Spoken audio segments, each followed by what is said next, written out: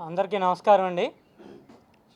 ఈరోజు కాకాని ఆశయ సాధన సమితి మా సమితి తరఫున ఫౌండర్ ప్రెసిడెంట్గా నేను, అలాగే మా సమితి సభ్యులు మరి సెక్రటరీ అయినటువంటి శ్రీ ధనశేఖర్ గారు, అలాగే లావణ్య గారు, మేమందరం కూడా ఇవాళ ఇక్కడ ఈ మీటింగు కండక్ట్ చేయడం జరుగుతుంది.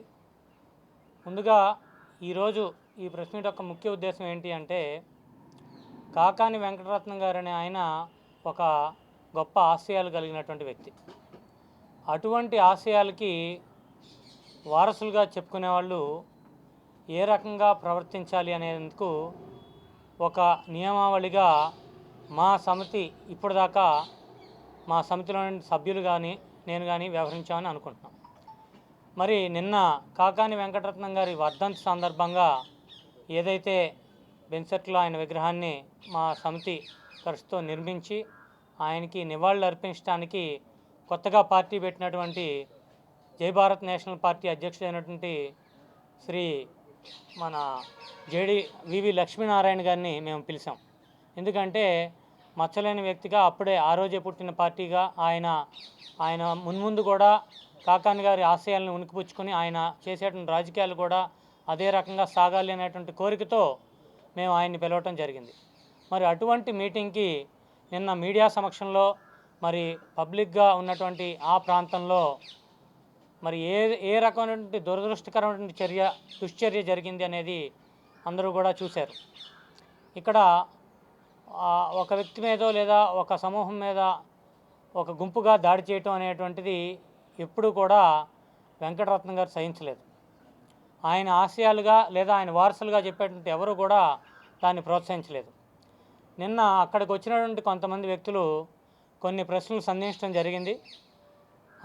ఆ ప్రశ్నలకు సమాధానంగా ఈరోజు మా సమితి వారు అడిగినటువంటి ప్రశ్నలకి వారి గురించి కాకపోయినప్పటికీ మీడియా మిత్రుల ద్వారా, అలాగే పాత్రికేయ మిత్రుల ద్వారా ఇవాళ ప్రచురణ అయినట్టే కానివ్వండి, లేదా నిన్న వచ్చినటువంటి వార్తలు ఏవైతే ఉన్నాయో వాటన్నిటిలో కూడా వారు అడిగినటువంటి సందేహాలను మాత్రమే రావటం జరిగింది. మరి ఈరోజు వాటికి సమాధానం చెప్పడం మా బాధ్యతగా, మా నైతిక బాధ్యతగా భావించి ఇక్కడికి రావటం జరిగింది. మరి మొట్టమొదటగా అసలు ఆ రోజు వర్ధంతి కార్యక్రమం జరుపుకుంటుంటే ఒక దాదాపు 10 మంది వచ్చి అసలు మీరెవరు, మీకు ఈ విగ్రహానికి సంబంధం ఏమిటి అనేటువంటి ప్రశ్న సంధించారు. మరి మేము ఎవరు, లేదా విగ్రహాన్ని తీసేసేటప్పుడు పోరాడారు, వాళ్ళందరినీ మర్చిపోయి మీరు ఈరోజు ఈ సభ పెడతాం సమంజసమేనా అని చెప్పేసి పరుష పదజాలంతో వారు దూషించి అడగటం జరిగింది. మరి 2018 మే 12వ తారీఖున 2018 మే 12వ తారీఖున ఈ విగ్రహాన్ని బెన్ సర్కిల్లో ఏదైతే పాత విగ్రహం ఉందో ఆ విగ్రహాన్ని 12 మే అర్ధరాత్రి తొలగించడం జరిగింది. మరి అదే రోజు అర్ధరాత్రి నుంచి 8 వరకు నేను, మరి నిన్న వచ్చినటువంటి వ్యక్తులు కూడా ఆ నిరసనలో పాల్గొనడం జరిగింది.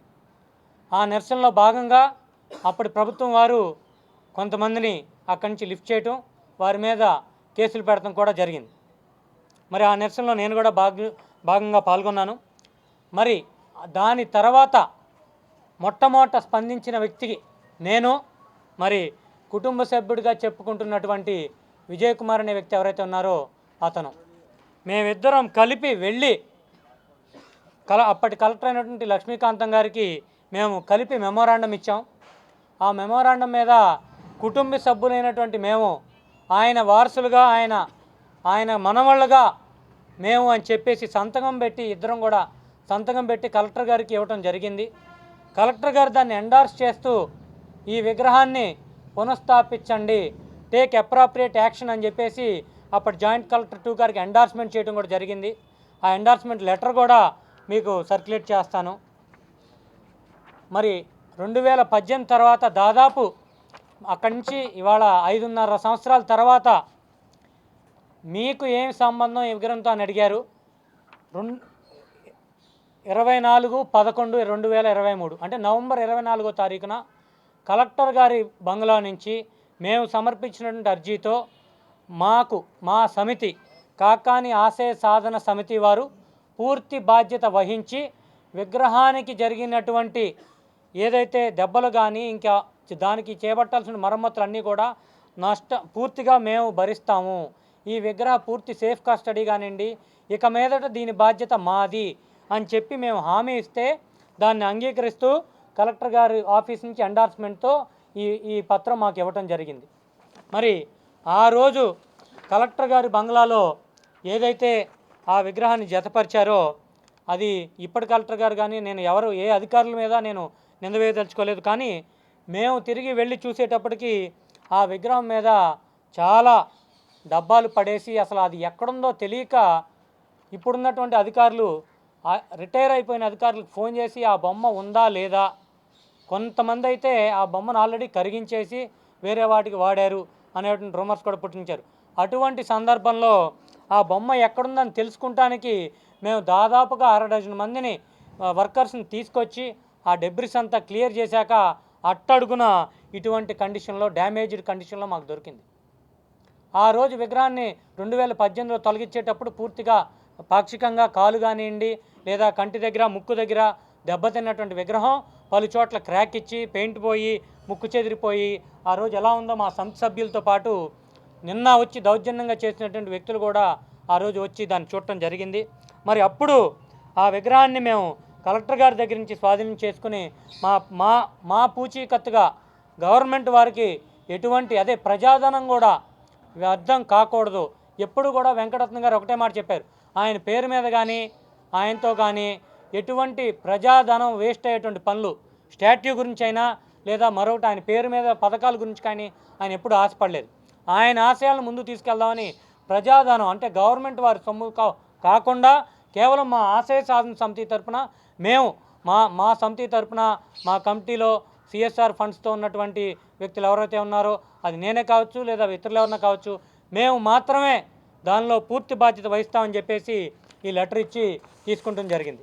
మరి అప్పట్లో కలెక్టర్ గారు ఎండార్స్ చేసినటువంటి ఈ లెటర్ ఏదైతే ఉందో ఆ లెటర్ని నిన్న వచ్చి మేము పాటుపడ్డామని ఎవరైతే గొడవ చేసి అరిచారో వారెవ్వరికీ ఈ విగ్రహ పునఃస్థాపన గురించి లెటరు ఇవ్వలేదు.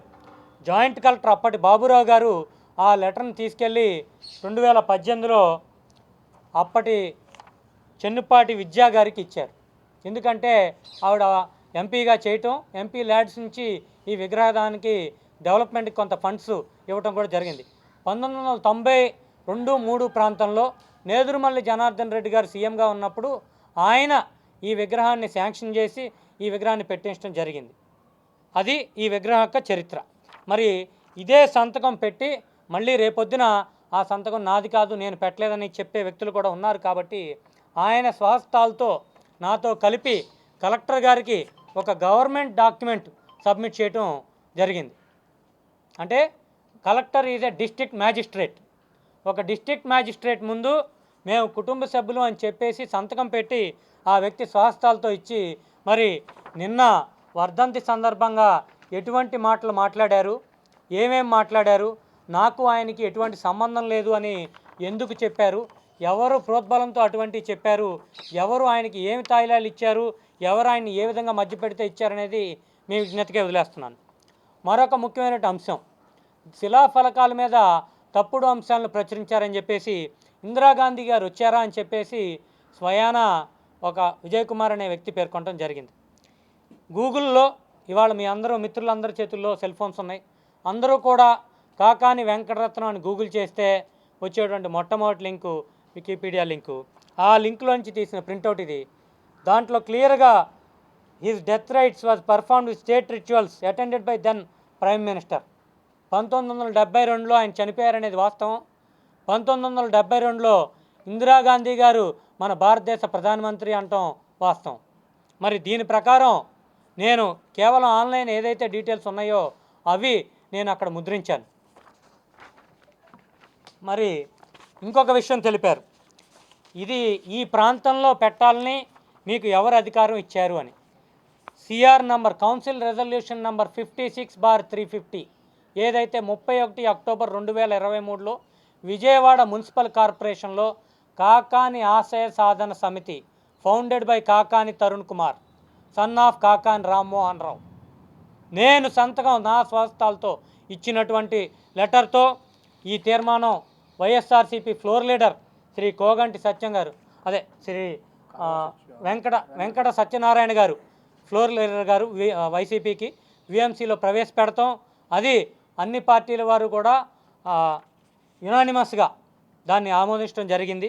మరి ఆ తీర్మానం కాపీ కూడా మేము సర్క్యులేట్ చేస్తూ ఆ కాపీని మేము అధికారులందరికీ ఇచ్చి మున్సిపల్ కమిషనర్ అయినటువంటి శ్రీ స్వప్నిల్ దినకర్ గారిని నిన్న వచ్చినటువంటి వ్యక్తులు ఎవరైతే ఉన్నారో వారు కూడా కలిసి ఆ వినతి పత్రాన్ని సబ్మిట్ చేయడం జరిగింది.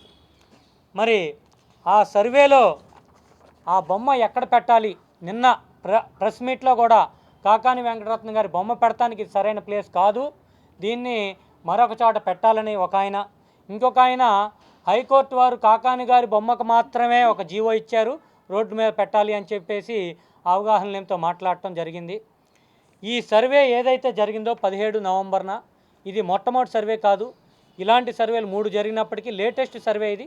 ఎన్హెచ్ఏ అధికారులు, ఆర్ఎండ్బి అధికారులు, కలెక్టర్ గారు, మున్సిపల్ గారు, సబ్ కలెక్టర్ గారు, మొత్తం అందరు అధికారులు ప్రజాప్రతినిధులతో సహా వచ్చి సర్వే చేసి ప్రజలకి ఎటువంటి అసౌకర్యం కలగకూడదు, at the same time Kakani Venkataratnam గారికి కూడా ఎటువంటి అప్రతిష్ట రాకూడదు అనేటువంటి 2 అంశాలను పరిగణలోకి తీసుకుని మా ఆశయ సాధన సమితి సభ్యుల్ని అడిగి సలహా అడిగి ప్రదేశం చూపించి ఆ ప్రాంతాన్ని ఫైనలైజ్ చేశారు.